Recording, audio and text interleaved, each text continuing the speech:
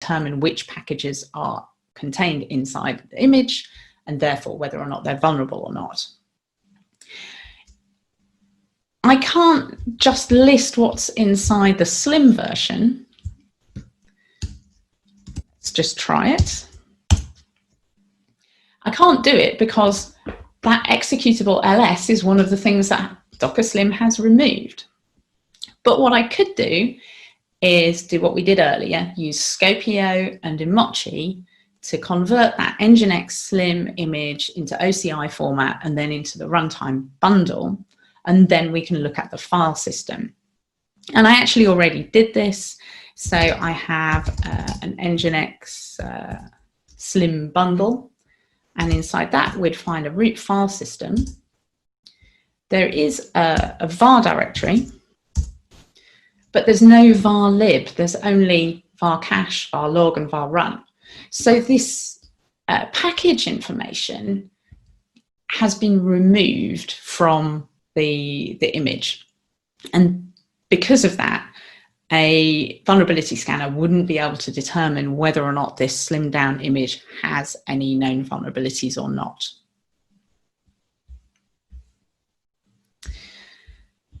All right.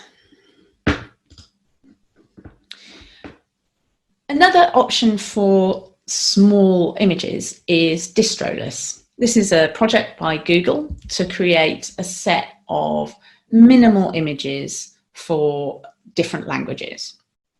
They take Debian images, they remove unnecessary binaries, they remove the package manager. They don't remove packages, and also they don't remove all of those var libd package information. So because it leaves that information in place, distroless images can be scanned by at least certain vulnerability scanners. And what the distroless project recommend is using these distroless versions of images as the final stage in a multi-stage build. So I've taken this example Docker file straight from the distroless project. It's showing an example of building a Java application. So the first 5 lines of this Docker file use the Java toolchain to build that application. And then the last few lines start from that distroless image, the base image for Java, copies the application into this distroless image. And so we end up with a distroless image and just the application and what it needs in order to run. We don't need the whole build toolchain. And there's examples of distroless for a variety of different languages. Again, we can take a look at the contents of a distroless image. So I have also used Scopio and Emoji to unpack a distroless image. So let's have a look at inside that. This is the Java bundle. If I look inside the root file system here, we can actually see there is var libd package information. It's actually all contained inside this status D information. This is sufficient for, certainly Trivy can use this information to determine which packages are installed inside this information.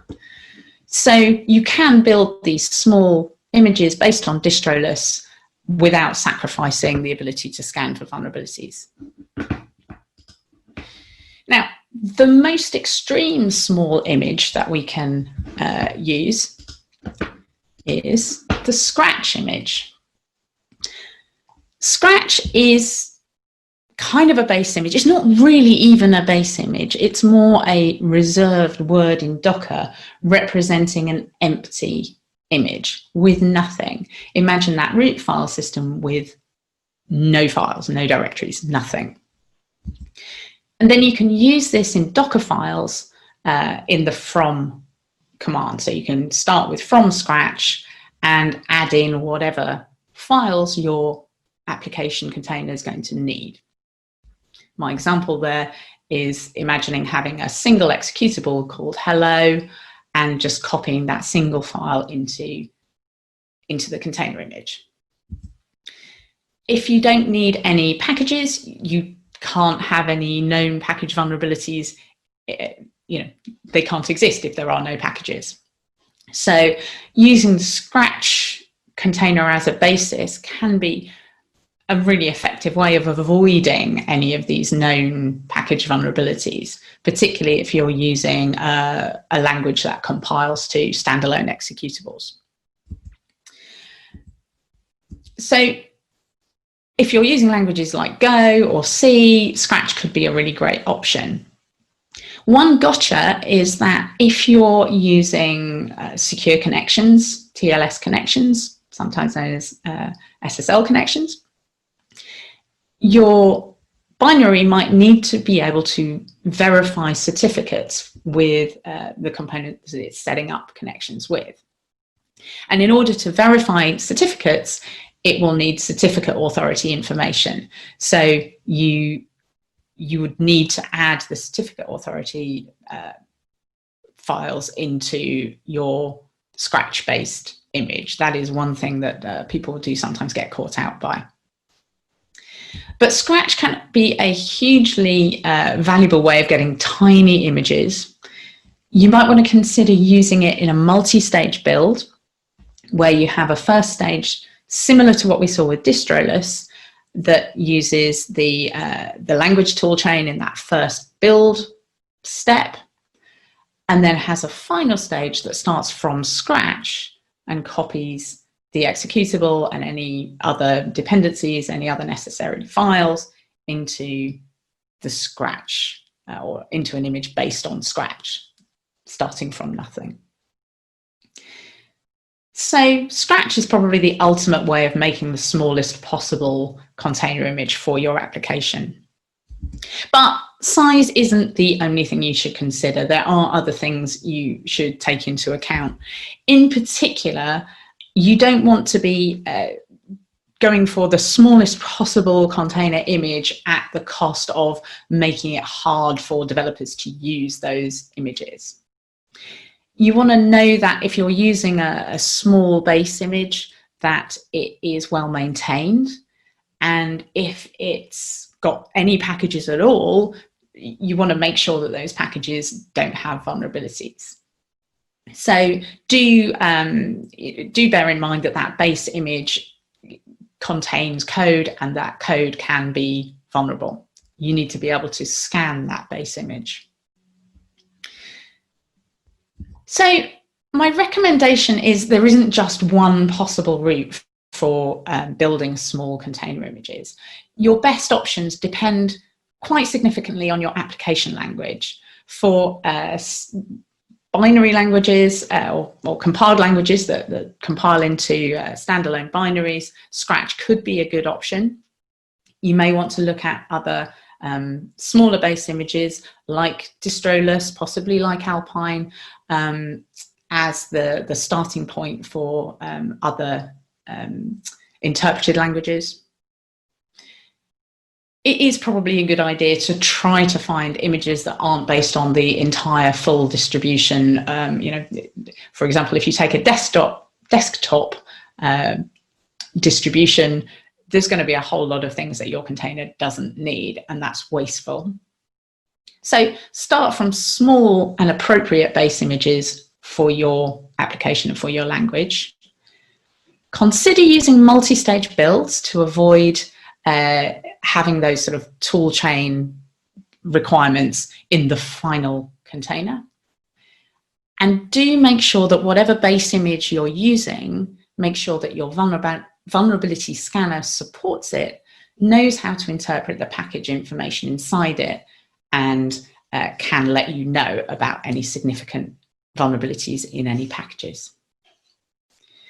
So I hope that's given you some insight into container images and their contents, and how to make small but relatively secure. I'm never going to say they are completely secure, because new vulnerabilities get discovered all the time. But hopefully those are helpful tips for making smaller usable, pragmatic images.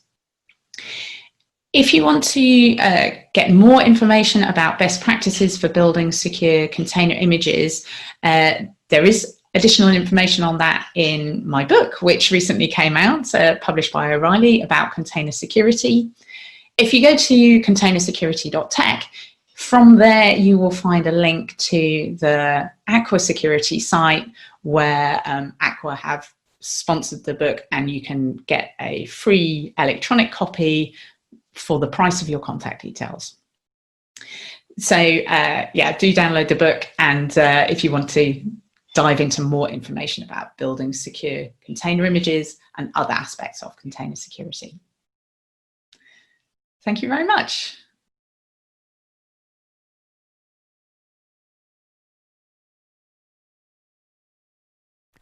Okay, hope you enjoyed Liz Rice's session from TechStrong Con. I should mention that Liz is also keynoting our upcoming Operationalizing Cloud Native with Kubernetes, and that's on October 1st of this year. And Liz is among several great speakers, many of whom are actually on the board at CNCF, including CNCF ED, Executive Director. So check that out. You can get to it off of DevOps.com or Container Journal. Let me quickly, speaking of DevOps.com and Container Journal, jump into today's news, which are headlines from around the media ops community sites. For DevOps.com, we have Shifting Left with DevSecOps. ESG report exposes difficulties. Well, you know, my answer to that is no one promised you a rose garden. Security is never easy, and you should expect difficulties, but it's not a reason to give up on it. Next, how centralized log management can save your company. Also, Progress acquires Chef to expand DevOps portfolio. So this was bigger news to me, I guess, than it was to the rest of the world. You know, when I first started DevOps.com, Chef and of course Puppet, you almost have to say them together, were at the top of the heap of the DevOps world. They didn't get any bigger. And the acquisition by Progress was rather quiet, frankly. And, you know, and I didn't really think of Progress as an acquirer for Chef. But I'm glad to see that they've found a partner, and I hope this maybe leads to a resurgence of Chef's relevance and dominance in the DevOps world. So congratulations to all of my friends at Chef. Next up, we also have news on Micro Focus as they launch a hybrid cloud platform. And our good friends at Tricentis, and that hopefully you enjoyed DevOps Unbound series episode earlier today. Tricentis adds serverless or ServiceNow support. Excuse me. Over on Container Journal, we have Puppet taps KOTS from replicated to simplify software delivery, and Red Hat OpenShift, Red Hat OpenShift opens. We're going to say that again because this is a little bit of a tongue twister. Red Hat opens OpenShift marketplaces, and Sally sells seashells by the seashore. Over on Security Boulevard is secure immutable infrastructure a myth? So my view on that, first of all, it's a good article. Go check it out. I think it's not a myth. I just think a lot of people choose not to do it, even though they can. And then lastly, understanding the tactics of ransomware attackers. There's been a lot devoted to this subject. And, you know, at the end of the day, their tactics change because they try to stay one step ahead. But it's hard. And you know, why we're still dealing with this scourge kind of bums me out. But understanding the tactics of ransomware attackers. That being said, that's the news around the community sites for Media Ops today. It's now time to head over to Charlene O'Hanlon, who has a great interview as well as a webinar preview. Charlene, take it away. This is Digital Anarchist. Hey everybody, welcome back to TechStrong TV. I'm Charlene O'Hanlon, Managing Editor at Media Ops, and I am here today with Mehdi Dowdy, who is the CEO of Catchpoint. He's a return visitor to the TechStrong TV, and so I first of all want to welcome you back. Thank you so much for taking a couple minutes and talking with me today. My pleasure, Charlene. Thank you so much for having me back. Well, it's the content is always fascinating, so I'd love to have you back anytime. Thank you. But today we're going to be talking about a new report that you guys have just come out called the 2020 New Normal Study. What's that all about? So what we decided to do is survey CIOs and ask them about how do they see the world going forward from their perspective, from their vantage point. What are their challenges managing IT organizations and delivering what the CIOs deliver? And also try to understand a little bit how they're thinking about this work from home going forward. So that's what we did, and we surveyed about 200 CIOs or equivalents of companies that have more than 1,000 employees, and also enterprise managers that also had to work from home full time during COVID. So about 400 people surveyed throughout the U.S. Across different industries, but large organizations. All right. And what's the state of the world according to the CIOs? They think that work from home is here to stay? Yes, I think so. So based on our findings, or their responses, I should say, is this work from home is going to stay even after the pandemic is gone, even after vaccines are delivered and whatnot, by about 27% higher than before. And so the majority of them are working and getting ready that a large part of their workforce is going to be remote going forward or distributed going forward. So that was very, very shocking to see. Yeah, well, that surprises me because, I imagine that, obviously there are some implications attached to a total remote workforce. Obviously there are organizations out there that are completely remote, and they've done a great job of being remote and being successful at it. But so many companies have been kind of forced into this new paradigm, and so there's going to be quite a few growing pains associated with it. So are they looking at all remote all the time, or are they looking at it as remote work is here to stay, but it's not going to be our total business model? It's going to be kind of more of a hybrid environment. So one of the statistics was we asked them how much of your workforce was remote before. So 33% was before. During COVID, it went up to 74%, because we also surveyed companies where they still had to have people on the ground, whether it's an airport or an airline or whatnot, right? So you still have people that cannot work from home, and it's a luxury to some degree, right? But what they're predicting is the work from home is going to go up by 27% from the 33% that was there before. So they're hearing it from their employees that they're not going to come back. I mean, when we do the surveys with our own employees, we're seeing the same thing.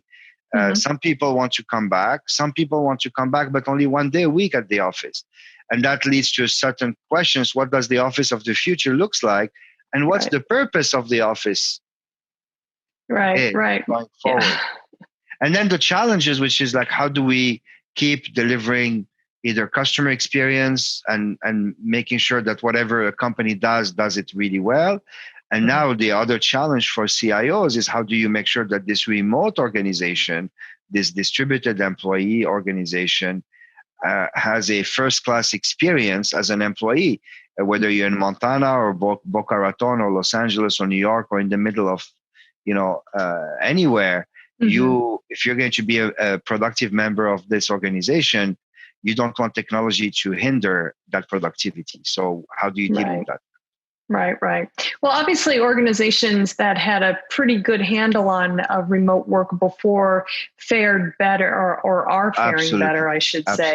And I'm sure the results of your study kind of meted that out. But there were, I'm sure, some organizations that really did kind of take a hit in the areas of productivity and just growing their company during the time of the pandemic, and so what did the survey show in that respect? Yeah, no, that's a very good question. So we, based on the survey, we categorized the type of companies into three buckets: a top tier, middle tier, and the bottom tier.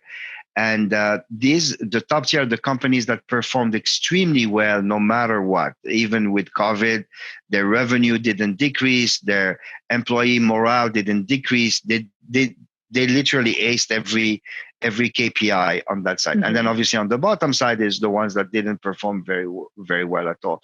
So the top tier companies literally increased their revenue by 2.5 times, their profit by 2.5 times, and the employee satisfaction by 2.1 times during the pandemic compared to the bottom tier companies, right? So these are the companies that were prepared. They had the tools, they had the systems, they had the culture to be able to handle this sudden distribution of your workforce, and the pandemic didn't hurt them at all. And even from an IT perspective, because obviously we focused a lot on the IT side, we asked them questions like, "What keeps you awake at night?" Those kind of things. Mm-hmm. Even the companies, the top tier companies, had more reliability by a factor of 2 compared to the bottom tier companies. They had 1.5 times better network reliability and better cybersecurity posture than the ones that were at the bottom. So there are companies that were ready, prepared, flexible. They've trained. They had plans. They had all of that, and they had a culture in a way as well, because cybersecurity is not something that you can turn on overnight. It's a culture. Mm-hmm. Right. Either you've been planning that. The same thing with reliability. It's either your company has a culture of reliability and performance and all of that, or they don't. You don't. It doesn't. I wish you could flip a switch and you have it, but it doesn't work that way. Mm-hmm. Yeah. Well, I will say from our company's experience, we didn't, because of TechStrong TV, we aren't able to do a fully remote workforce because we need to have some folks actually doing production in the office. But everybody else was sent home, and they're still working from home, and they're still very happy doing it. So, we are going to keep our office open, but it's not going to the boss is discouraging, right. Folks from coming into the office unless they absolutely have to. Absolutely. So I fully expect a lot of organizations to kind of have that model, but I would also posit that there are some organizations where the boss, quote unquote, really wants employees back in the office. And so at some point, even though right now they may be kind of gung-ho for enabling or allowing their employees to work remotely, at some point it's going to get old and they're going to want the employees back in the office. Did your report have any indications that might actually be the case with some of these companies? No, we didn't go there, but obviously we talked to a lot of companies, including ourselves, and mm-hmm. and looking at some other companies in our space. The longer this lasts, this work from home, it becomes a norm, right? So mm-hmm. the longer people don't have to commute 2 hours each way to go to the office, is going to become normal. They're going to enjoy. I mean, I enjoy having breakfast and dinner with my kids that mm-hmm. I never used to have. So it's going to be very hard to take that away. And if I feel that way, I cannot say something and do something else with my employees. And so again, for companies that can afford, because again, not everybody can, but for companies that can afford to have a remote workforce, I think I don't think we're going to force people back in an office. As much as an office, you have that culture, you have mm-hmm. the social interactions. I mean, we miss a lot of those things, and Zoom cannot replace all of that, no matter how much we try. Mm-hmm. But I think the office of the future is going to be more about why do we need to get to be together? It's really about brainstorming, sharing, all of that. Do you have to be in the office 5 days a week to do that? Between 9 and 5 kind of thing? And also what we're seeing, and either at Catchpoint or other places, is our employee productivity has been higher than ever. Because we're not focusing on the wrong things. Where before people would focus on, so and so is late because they came at 9:30 instead of 9, and then focusing on these limits that we put on ourselves, 9 to 5, for example. Well, now we focus on outcomes, right? The outcome is, Charlene had to do X. I don't care when Charlene does it, as long as it gets done by a deadline. She can do it at 10 p.m. at night after reading a story to her kids. It doesn't matter. So that is profoundly changing how companies work and think. And and some of this stuff you can't take back at some point after a while. It's going to be very hard. I would agree with you, and I think that you're spot on when it comes to kind of those priorities changing, and people are focusing more on the work rather than the state of the company, if you will. So recognizing that people do have a life outside the office, and this really does shine a spotlight on the fact that that we are productive human beings in general, and we can actually human beings work first. Exactly. But Charlene, there's still what we found is not necessarily from this survey, but from other discussions. There's still two challenges that I don't think anybody has a solution to yet. One of them is onboarding new employees.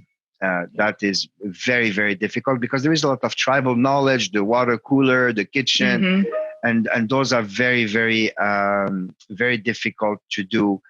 The other one is when you hire a college kid out of college. And our job as a company is to take this new brain, a new person, and take them through a journey so they can become amazing, right? Super productive. They can be successful, all that stuff. And we are finding that's one of the hardest things to do is making sure that these young employees are fully onboarded and fully absorbed by the system. Where before you would just grab Sally, hey, I'm going to this conference room to talk to customers, so and so. Why don't you come and listen in so you can learn? When you're doing it remotely, it's a little bit hard to think about, hey, let me go and grab Sally to bring her to the Zoom.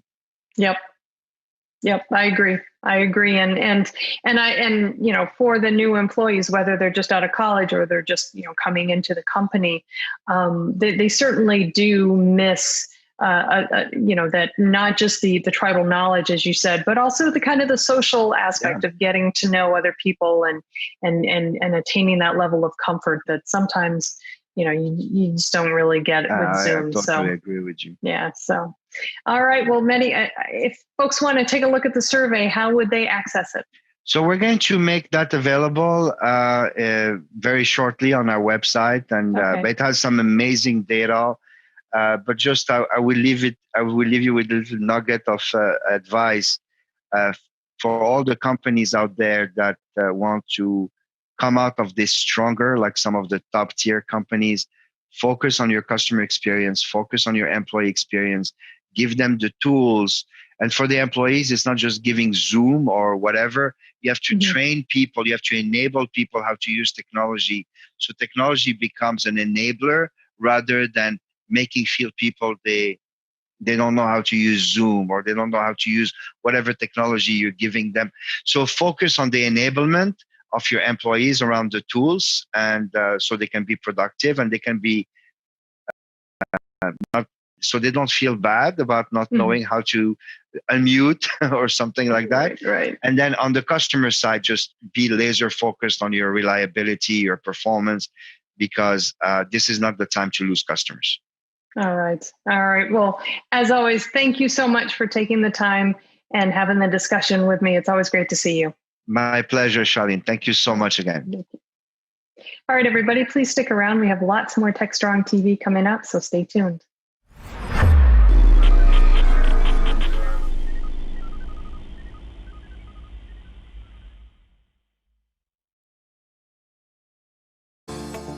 Disruption is occurring across every aspect of IT. Open source, cloud services, DevOps, and cloud-native software architectures are democratizing IT and radically transforming how business is done. The old ways of creating software and doing IT are being replaced with agile, flexible, faster, and cheaper methods, benefiting vendors and users alike.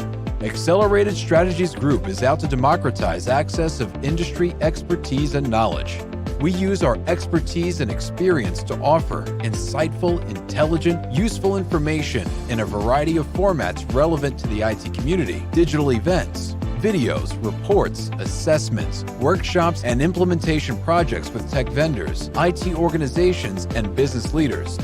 We widely and openly share our work products, often for free. Analyst reports these days aren't worth more than a graph or chart that tells a story or illustrates a market trend. We work with developers, DevOps teams, cloud architects, security engineers, and transformation leaders most every day, creating and implementing transformational strategies and technologies. We're not just thinkers, we're also doers. Thursday. This is Charlene O'Hanlon, Managing Editor at Media Ops, and I'm here now with the Thursday webinars preview. We have so many great webinars coming up on DevOps.com and Security Boulevard. Hopefully, you'll be able to carve out some time in your busy schedule to join us for at least one or two of them. Without further ado, let's go ahead and take a look at 3 of the webinars we have coming up next week on DevOps.com. The first one is called Protecting Data in Red Hat OpenShift. DevOps that scales with your Kubernetes deployments. It seems like this week is actually going to be all about Kubernetes, because this is the first of 3 Kubernetes related webinars.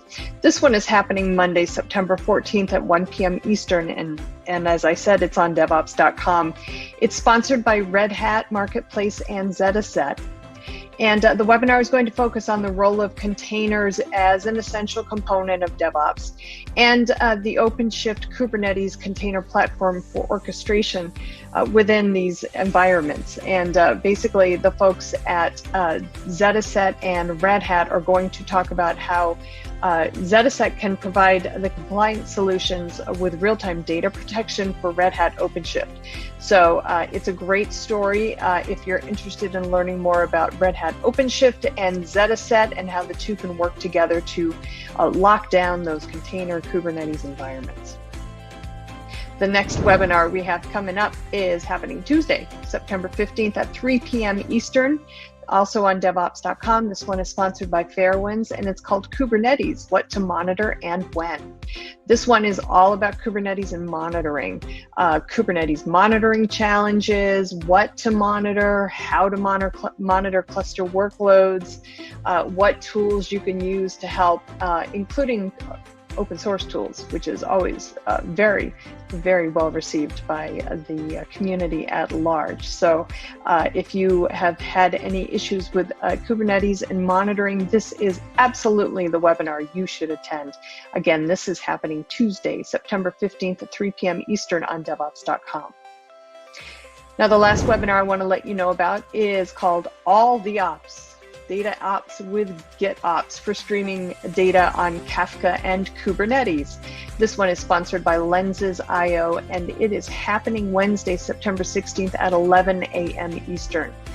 In this webinar, we're going to be covering things such as enhancing the productivity of Kafka and Kubernetes streams with data ops, enabling enterprise adoption and scaling, and how to govern and secure your stream.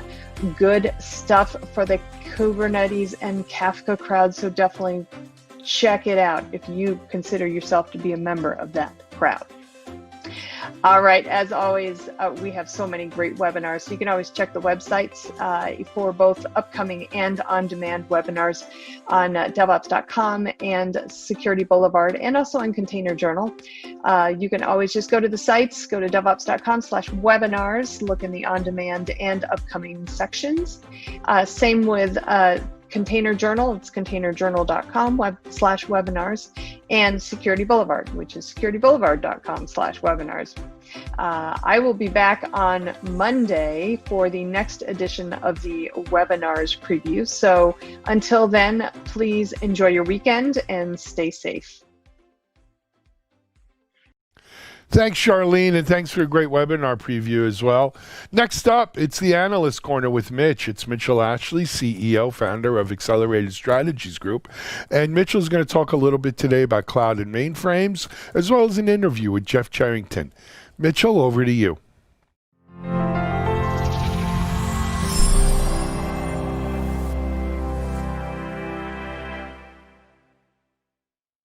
Welcome to Analyst Corner. Mitch Ashley, CEO with the Accelerated Strategies Group.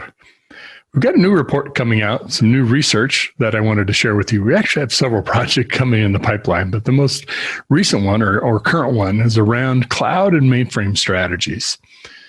Now, I want to back up for a moment, and since this is commentary, I want to share with you just a little bit of perspective. I started out my career doing kind of dual kind of work. PCs are relatively new. I'd started a little personal business writing software for my father's medical office and trying to sell that to his friends, and kind of got down this PC path. At the same time, I was doing mainframe applications. That was what they were teaching in school. Both, but primarily mainframe applications, IBM, those environments. And I went into banking and et cetera, et cetera. You don't want to know my whole career. But the point is I started in this mainframe environment, really concentrated on that pretty heavily for about 5-7 years or so, first part of my career. But the latter part of that, I really started moving into client server and kind of keeping up in database and data modeling and system architecture and all kinds of great things. And GUIs, UIs, Macs came out and all that kind of stuff.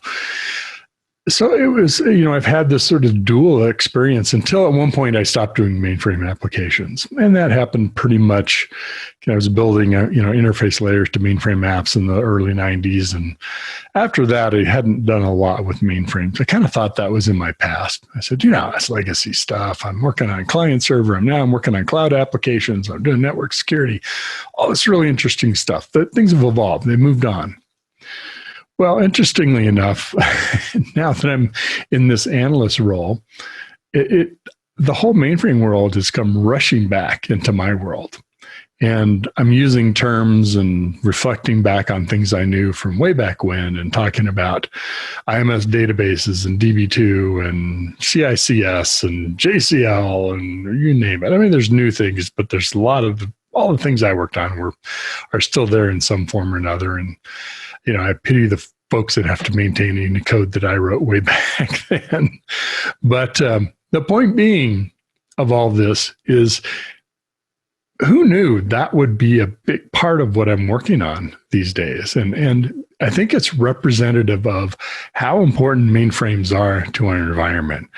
Now, if I said that to your typical startup, they would say, what are you talking about? Mainframes, that's like old stuff. But then again, I just have a briefing with another company who is looking at some kind of code analysis type tools around mainframe technologies, as well as client server and I guess more modernly thinking of cloud native applications. But it is part of our environment. And I think we just like to focus so much on the shiny new stuff that it's really easy to say, oh yeah, that's back there and don't need to worry about it. Well, guess what? Mainframes are super important. When you think about, the share community puts on a conference every year, and they have some really great stats. Like 30 billion transactions a day are processed on mainframe environments. 80% of the world's business data is warehoused or located on mainframe environments. 90% of all credit card transactions. Maybe that's getting whittled away over time. Maybe that's accelerating too as more and more transactions happen. And I know from my own experience, you love to think about the next generation of technology or refreshing something up to the current generation or technology or standardizing on certain technologies so you simplify your environment. Rarely does that make sense to do. And I don't mean this cynically, but replacing apps, especially apps you've built, is extremely hard. First, it's hard to justify, hard to cost justify, because what are we going to get? Usually there's soft benefits to that.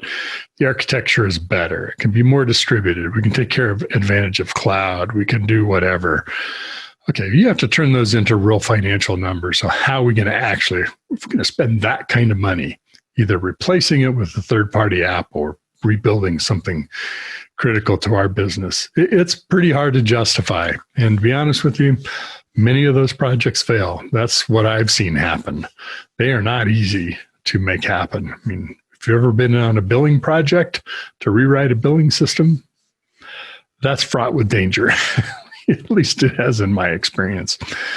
So kind of back to this theme about mainframes, is they are a huge critical part of our IT environment, of our data fabric, of our business processing environment.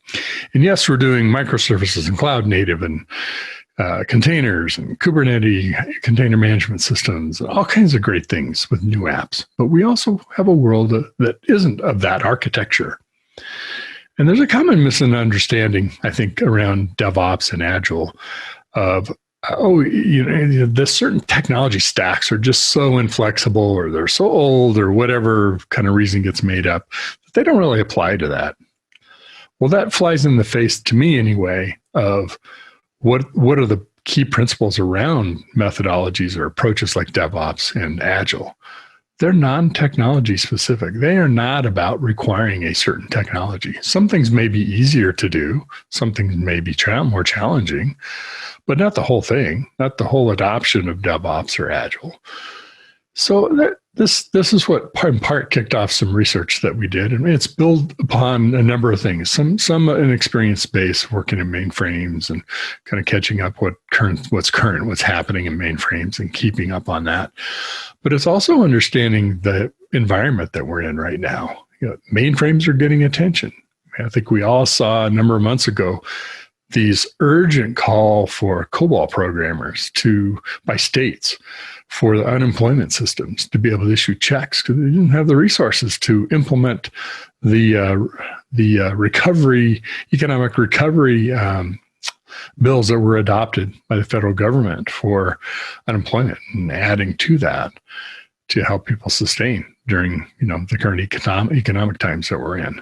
So that kind of put a little bit of a spotlight, but I think even more so now, it's part of this fabric of applications and underlying technologies that businesses not only have to manage and keep running, but as they're going to accelerate through an economic downturn into recovery, maybe adopt some very different kinds of strategies, business and technology, but also be able to be nimble and react to what's happening in the marketplace and the unevenness of economic recoveries across the globe.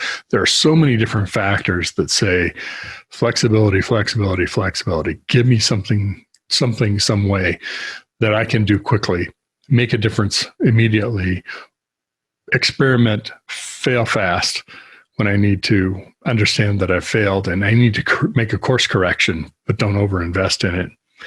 You can't do that if you're going to leave half of your infrastructure or some significant portion of your business behind and say, we're just going to write that off as it's old stuff, so it doesn't use modern techniques, and we'll just do that on the new things. So we've issued this report. It's coming out this week. It was actually commissioned by a company called ASG Technologies, unaffiliated with Accelerated Strategies Group. And I'll talk more about this in specifics as part of the launch of that. But it's really examining, that's part of the legacy imperative of we have to have mainframes as part of our strategy. And we are doing ourselves a disservice by not adopting DevOps and Agile approaches to those environments. And if you have, congratulations, fantastic. I think you're on the right path. Yeah. And so I lay out in this research, in this report, some recommendations around 5 critical strategies for cloud and mainframe. And it's really built around the idea of you don't adopt things, whether it's a new technology and be able to financially justify the business benefits you're going to get, or adopt an approach, a method. Why are we going to do DevOps, or why are we going to do Agile? What's really driving that, besides somebody who had an inspiration to say, we should do this, it's the current thing, it's important, it's useful, blah, blah, blah. But why? I think the organization needs a why behind why we're doing this. Otherwise, it becomes, I remember one point in my career, I worked for a large company where everything was a program, and every 6 months a new program would come out, and we all knew that in 6 months, this too shall pass. And the next thing will be, and will come, and we'll be on the next thing. And I think those cycles happens in organizations, not just large. But that's what we don't want to do. We don't want to treat DevOps or Agile as fads. We want to understand why we're doing this. Like if we're doing DevOps, is it really to do, 10 deploys into production an hour? Maybe that makes no sense for our business. You wouldn't do that, or we wouldn't be able to consume that, or the customers wouldn't. Maybe there are other real drivers around why we might want to do DevOps or Agile. We could talk about what those are, but I think the organization has to adopt its own why, and that can help drive then subsequent strategies around the cultural shift that happens around DevOps. And cultures don't change easily. And DevOps does require some fundamental things about how people work together. Doesn't mean you're going to turn your culture 180 degrees and make it something it's not, but you got to build off of what the strengths and the characteristics of your culture are. Help you with an adoption plan, really laying out what parts of this are we going to adopt? How far are we going to take it? Is it going to include part of a modernization effort of taking some mainframe applications and starting to implement some flexibility into .NET applications to microservices or whatever it might be? Why would we want to do that? And then let's really understand how we start to do that. Because you just don't want to turn something loose to the whole organization and say, okay, the flag now is called DevOps. Ready, set, go. We all run. Guess what? You'll have a whole bunch of failures, and even the successes will be overshadowed by those few, by the overwhelming failures. Or you'll get just such a sub-optimized approach. You're not going to get a lot of the benefits of it, or it will be very localized to individual teams.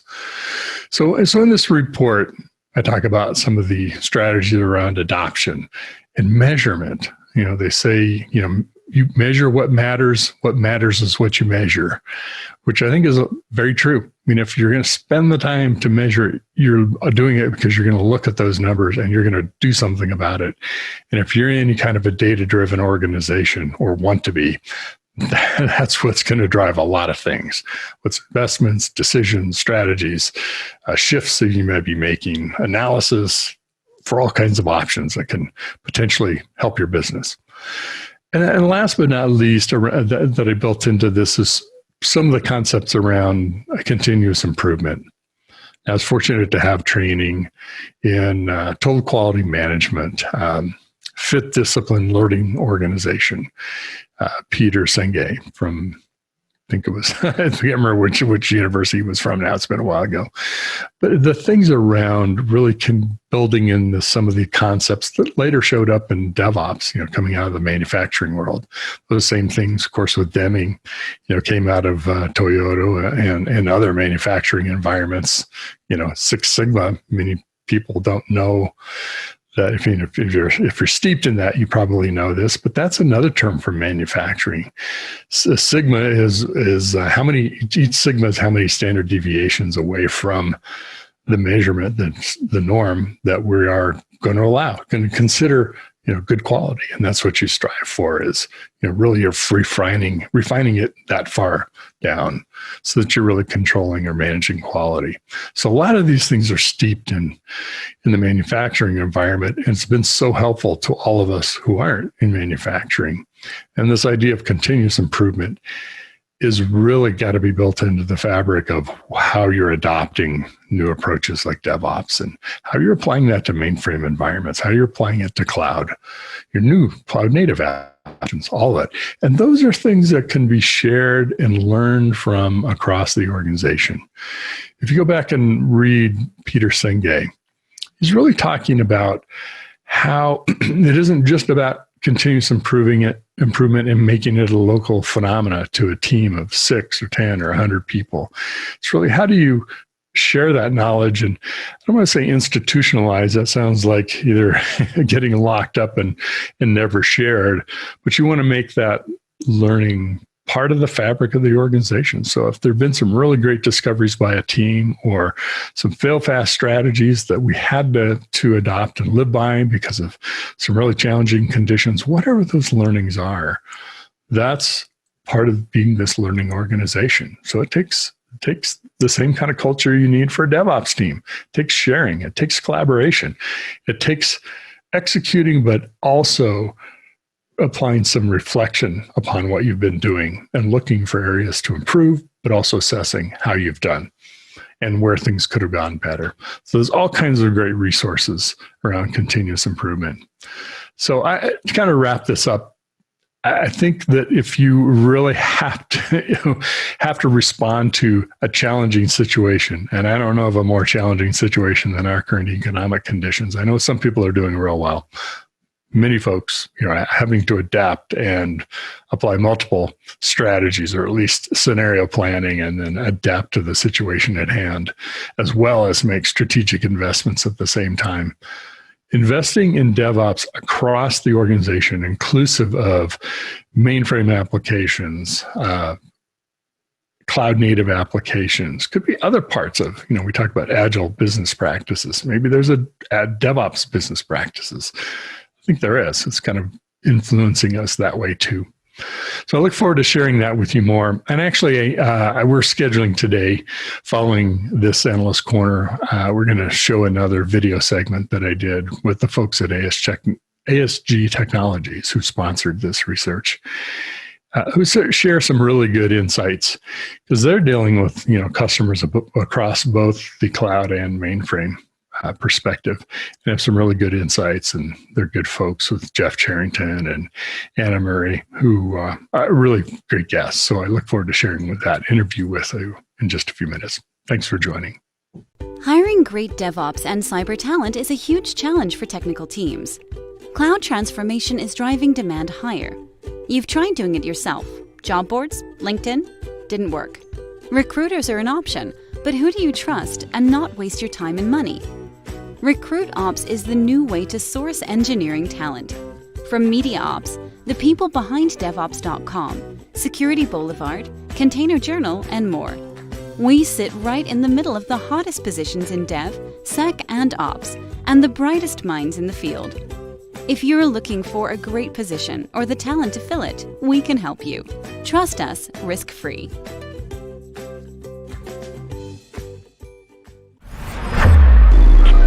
This is Digital Anarchist. Hi, I'm joined by a couple of special people, some folks that I really enjoy working with from ASG Technologies, different than ASG that I work with. So I'm joined today by Jeff Charrington and Anna Murray. Thank you both for being here. Well, thank you very much, Mitch. I'm Jeff Charrington. I'm Vice President of Product Management for Systems with ASG Technologies. Many of you may know ASG. We've been in enterprise infrastructure management software for over 40 years, and certainly hold a prominent position as well in enterprise content management. We're very keen to have the conversation today around how traditional infrastructure, meaning the mainframe, aligns with new DevOps initiatives in the enterprise. Anna, if you would introduce yourself. Sure. Hi, my name is Anna Murray, and I'm a Senior Product Manager with ASG Technologies, and I work with Jeff Charrington. And I have extensive experience with automation across platforms and data centers, as well as agile transformation for teams. Excellent. Jeff was saying before we started that he used to work in radio. You can tell. Very comfortable behind a microphone, no doubt. No doubt. We were talking about everybody's on video these days, so that's awesome.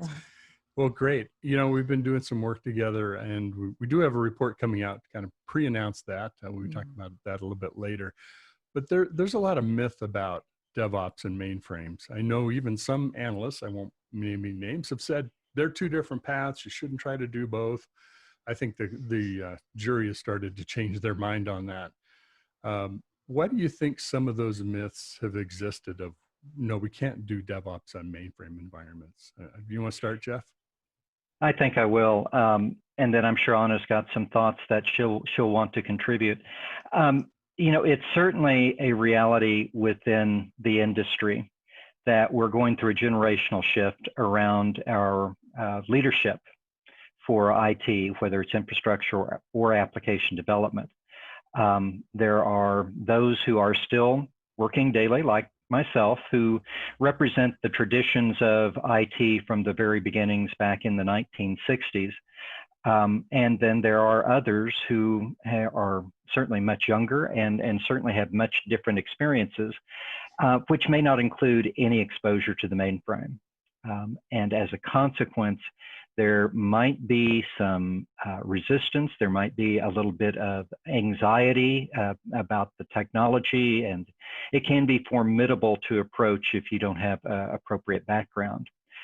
The things that we love to talk to, though, is that the mainframe as traditional technology still performs incredibly important roles within the enterprise. And at the end of the day, DevOps is much more about technique than technology, and it can apply as easily to mainframe and should as it does to any other part of the IT infrastructure.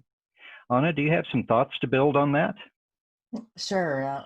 As I think about the generation gap that you're talking about, I kind of come on the other end, but I'm Gen X. And so we were the generation that said, oh, the mainframe's dying, right?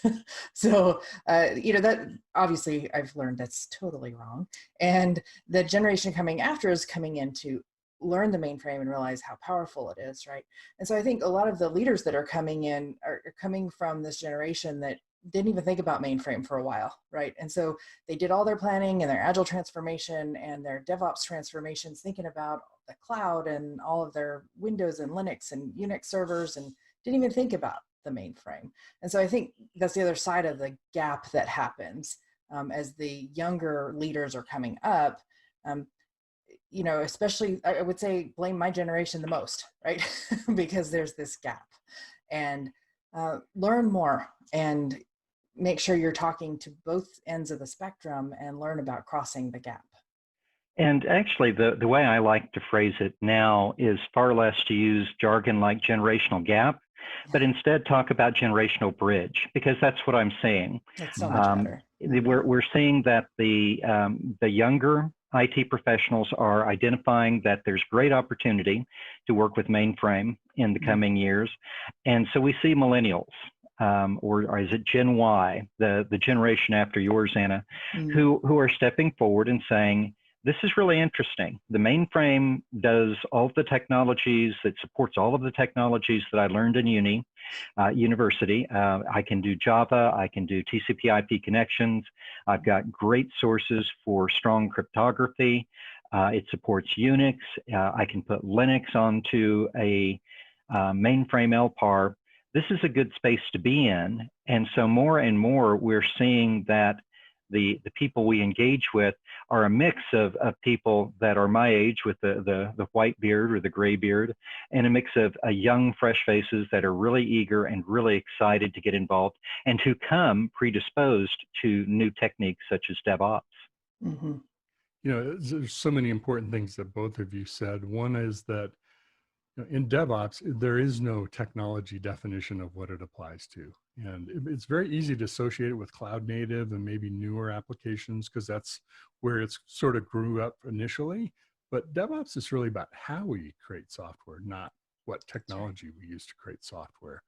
So, and it's about how teams collaborate. It's about how you share information. It's about how you get different functions from the business together in a collaborative team, kind of do things earlier in the process, do automation.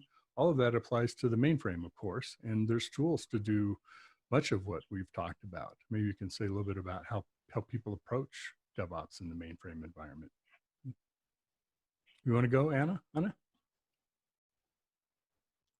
Right. Well, when you approach DevOps in the mainframe environment, it's not so much just about the mainframe environment, but the company. The whole the whole organization has to be behind DevOps. And there has to be leadership saying, hey, this is something we need across silos, right? And then you have to look at the tools available to you. The DevOps is a lot about the tool chain itself. There's hundreds of tools in that tool chain. And so you have to start looking for solutions that are going to meet your needs and help you cross those silos. You know, it's certainly true that everybody resists change. I think that's an innate part of human nature. But both Anna and I have seen that things of this nature can come forward, can be used with teams that are mainframe centric, perhaps have been doing things the way they've been doing them for 10 years or 20 years or 30 years. And there's natural resistance. Gosh, you know, I've done things the way I've done them successfully for so long, why should I change? Certainly, I've seen Agile adopted by mainframe development teams, sometimes kicking and screaming. But once the resistance curve is overcome, it becomes very productive and becomes very natural. And I think we're at that stage now in terms of adoption of DevOps for the entire enterprise infrastructure, from Windows all the way to the mainframe and on to the cloud, and even on to mobile, even as there are initial reactions of going, you know, how can this apply? This is not something I learned when I went to my classes to learn more about the mainframe at Share in 1995 or 1985. But we have proof points. We have large international enterprises. We have small regional enterprises that are coming forward and saying, I must have mainframe. It plays a critical role for things that I need to do, particularly around payments processing, anything that needs highly available, real-time, online, absolute, reliable performance. And it is only part of my infrastructure. And I need to treat how I develop there the same way I treat developing anywhere else. You're talking about also, so many apps are not just a mobile app, right? There's a whole back end to it. Oftentimes sharing data, even talking transactions between multiple systems. One of those or multiple maybe mainframe applications. You know, and if I step back for a minute and think about our current environment and how much things have accelerated in doing sort of these digital transformation, you know, digital experiences for customers, you know, organizations are looking to both strategically move quicker, but also be able to react opportunistically and sometimes, you know, based on conditions.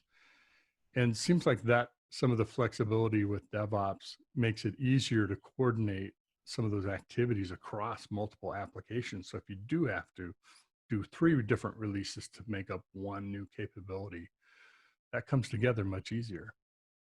It does. You know, the thing that I always look to as I engage with anything around business is, to use an old phrase, why is the juice worth the squeeze?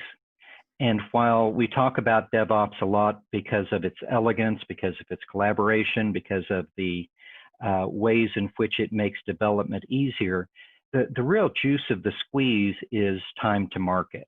The whole reason to consider DevOps is how can we get something we need to get in terms of new technology enablement to market quickly, more quickly than we did before, but not sacrifice quality. And that's what we see time and time again is we have something we need to get to market. I want to present new capabilities to my customers through an app on the phone because that's where people live their digital lives.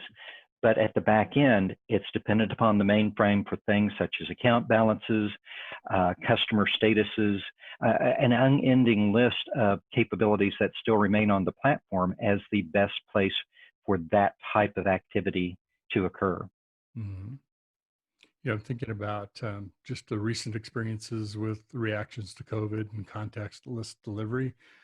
Product inventories are often something that's still on the mainframe, has been for a long time. And now, you know, retail stores, as well as a lot of others, have to be able to maintain a really accurate enough inventory and also present that to the customers so they know what store can I go at to pick up whatever I'm looking at buying. I'm curious too, I know that ASG Technologies has some of your own products, your own technology around this idea of orchestration across platforms, because you work both mainframe and non-mainframe environments.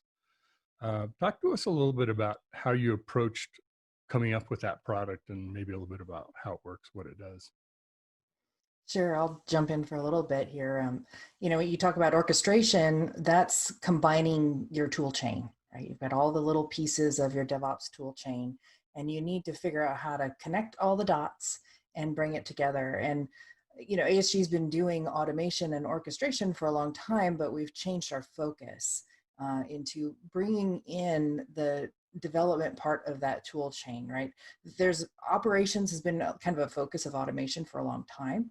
And now we have to pull in all of the development pieces that happen and the configuration management that happens and all of those.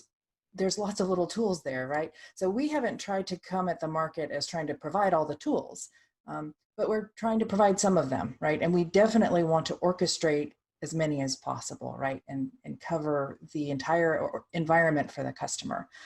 On the mainframe, the most popular thing we've been working with recently is JCL management. Every mainframe's running JCL, right? Nothing happens on the mainframe without it.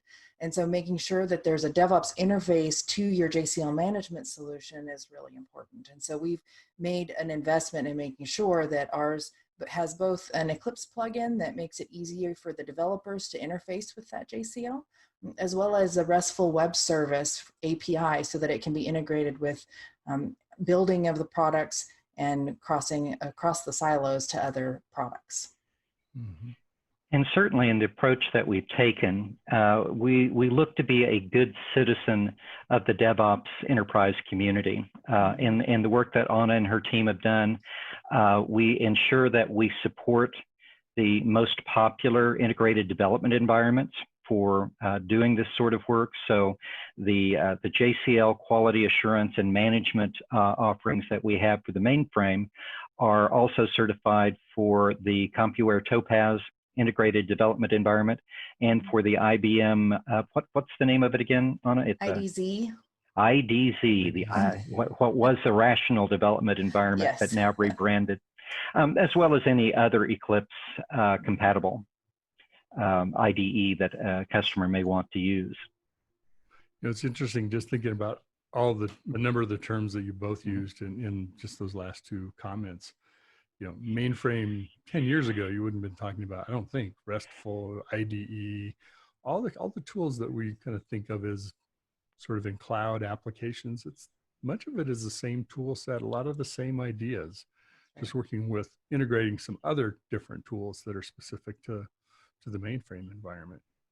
It is. And, you know, I certainly want to encourage those who are listening and watching, and particularly those who may be ASG customers now or are considering becoming ASG customers, to join us at our Worldwide Customer Conference, a virtual conference this year, Evolve, that will be occurring on October 6th and 7th.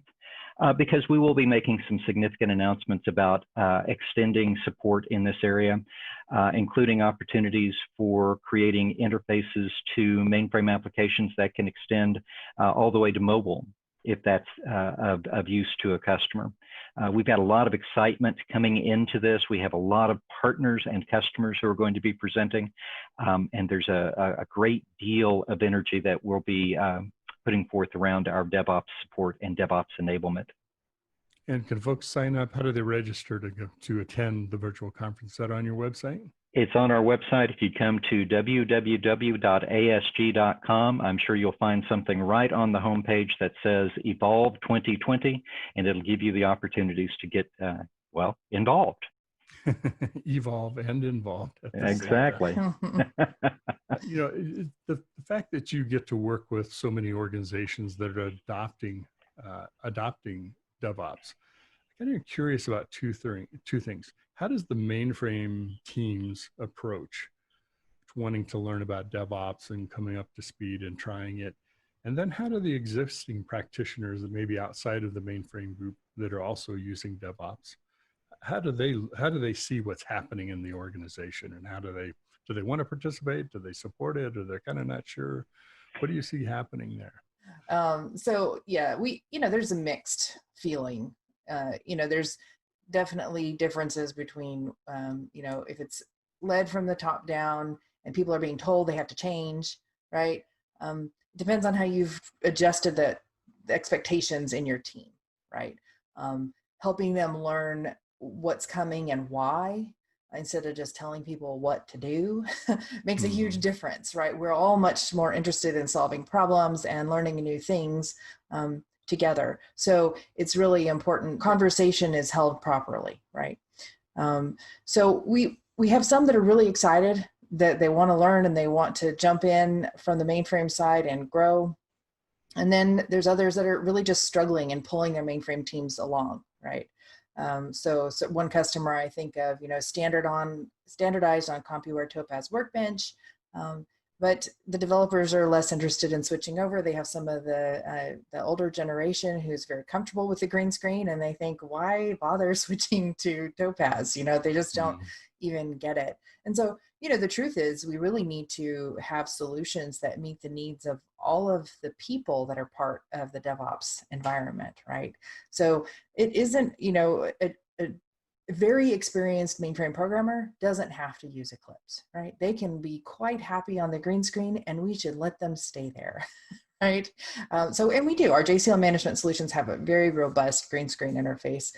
And then we bridge the gap, as Jeff was talking about earlier, with having those APIs, right?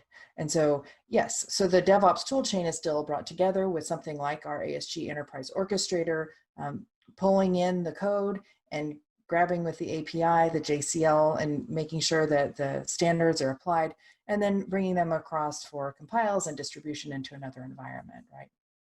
So not that you compile JCL, but there's other parts that are related. So, like you asked, it's kind of a mixed bag, and we see that too, right? And as the conversation becomes more common, right? I think we'll have more people who are more comfortable having that conversation and learning together. Excellent. Well, Jeff has been bitten by the Zoom bug, so he had to call in from his dropping. So glad you're still with us, Jeff. We were just talking about the adoption process, and Anna, you were talking about how mainframe teams kind of approach this. How about the other side of it? DevOps teams that maybe aren't in the mainframe group, maybe they've been practicing this for a while, maybe a few months, a few years. How do they see this happening? And is there collaboration? Do they pitch in? Do they tend to work together, or not? How does it go? Well, some of the things I've seen actually goes to either end of the spectrum. For the teams working with the more modern technologies and to have adopted DevOps very frequently, we find evangelists, those who have gotten to the point where they believe in the techniques and the approaches so passionately that they're out there actually promoting them everywhere they can. It's much like what we saw with the adoption of Agile in the last decade. We're seeing that same sort of passion surround this approach to development in this decade. It's one of those things we have to keep in mind. DevOps was not even a term within the industry until 2009. I mean, it's barely a decade old, and it's in this last 5 years that we have seen the acceleration for adoption. Now, having said that, there certainly are always going to be pockets within any enterprise where, again, there's resistance. There are those who are not looking for change, and those that perhaps, while they have embraced the DevOps approaches for their distributed systems or cloud development, look at the ideas of what they have to change or adapt to on the mainframe side and really don't want to go there. The idea that there might be a long compile that has to be done on the mainframe before the next step in the DevOps process can occur will cause a little bit of agita. And that's why it's so important we need to take a look at the strategies that are necessary for DevOps success.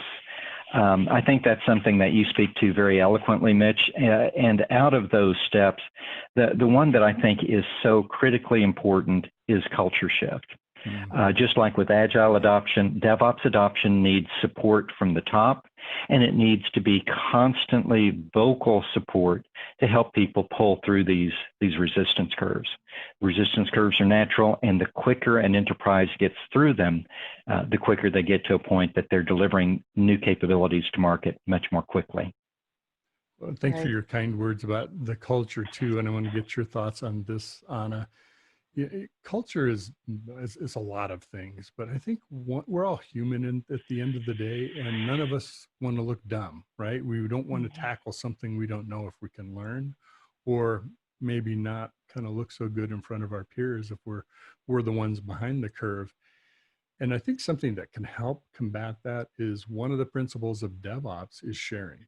Is really, it's collaborating, but it's also sharing scripts, process, tools, content, methods, all of those kind of things, which if you truly adopt DevOps, as you said, Jeff, you can be an advocate and then also help people with that transition. And very quickly, they kind of get over that curve of, okay, all right, I'm familiar with this, as you mentioned, Anna. I can still use my green screen, or many of the tools that I'm already using, I'm just adding to kind of what I've been doing. So your thoughts, Anna?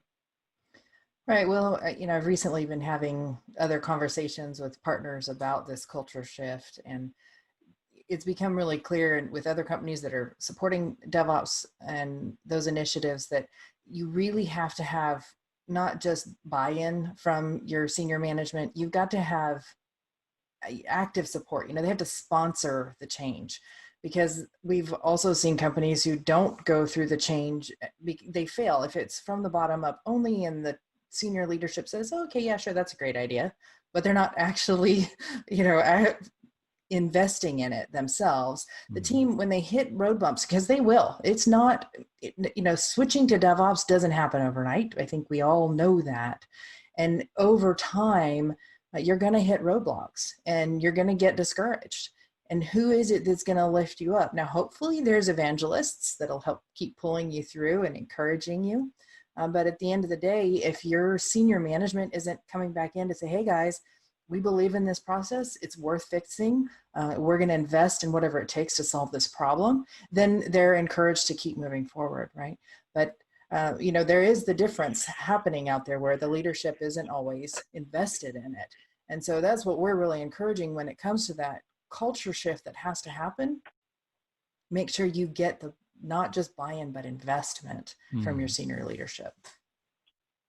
Hugely important. And it goes back to the why are we doing this question that you talked about also, Jeff. You talked about really responding quickly and getting software out to market more quickly. And today's situation with COVID and uncertain as well as very quickly changing conditions, something could very easily come down from product management or whoever to the development teams and say, okay, we need to add this capability or change how we're doing something. And the team's ability to react quickly, they already do today, but even more quickly under these circumstances, I think demonstrates the value not only of DevOps, but also of those teams. Absolutely. It's always a virtue to be able to get to market quickly. And in the current period of the pandemic, it's a virtue that actually can impact lives on a broad scale. As the different national governments are taking the steps that they need to take to provide stimulus and secure the safety of their populations during all of this disruption, one of the things we've seen is that there have to be changes to critical traditional mainframe systems for all of this to happen. Certainly the unemployment compensation that was distributed here in the U.S. Touched legacy traditional systems at the state level that perhaps have not been actively developed for some period of years. And certainly those government enterprises or commercial enterprises that were pre-prepared to apply their DevOps techniques to making those changes to their traditional offerings, traditional applications, we're better prepared to deal with this and to deal with the ongoing change as our governments try to figure out how to stabilize economies and get us through this challenging time. You're absolutely right, and that's one example of many. I mean, there's the insurance claims processing to get your request fulfilled quickly. New medicines, all of that kind of thing. There's so many areas where mainframe technology is involved today. Well, I wish we could keep going. Maybe I have to come to the conference and to continue the conversation. But you would always be welcome. Well, I appreciate that very much. And so just a reminder for our audience of the Evolve conference is on October 6th and 7th. Go to the ASG.com website to find out how to register. Absolutely recommend doing that. And as I mentioned earlier, we have a research report coming out. The working title of that report, I think, was 5 critical strategies for DevOps and mainframe. So we'll see, maybe that title will stick or something close to that. I'm excited to get that out because that's been a great effort working with you. Well, Anna Murray, thank you very much. Jeff Charrington, also, thank you for joining us today. Thank you so much. And folks, stay safe. Yeah, absolutely. All right, thank you. You bet.